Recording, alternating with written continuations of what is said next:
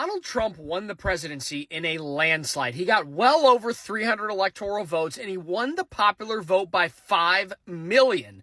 But why? I know a few months ago, a guy named Be Better made a video about this, and after he posted that video, he got canceled and run off the internet, but he was right. I think a lot of Kamala Harris's campaign and support was superficial. She did a lot of TikTok trends, she had a lot of social media support, but it didn't convert. At the end of the day, when you're trying to get people to actually show up at the voting booth for you, you have to convince people why you are the better option and not just why the other option is so bad. Which leads me right into my next point. All that Kamala Harris and her campaign and the media did for a year straight is tell you that Donald Trump and anyone that would even think about supporting him is a Nazi, is racist, is homophobic, and it's just not true. So when you're talking about a normal American, maybe an undecided voter, just sitting in front of the TV watching the news, and they hear that if you are even thinking about voting for Donald Trump, you are a Nazi, you are the problem, you are racist,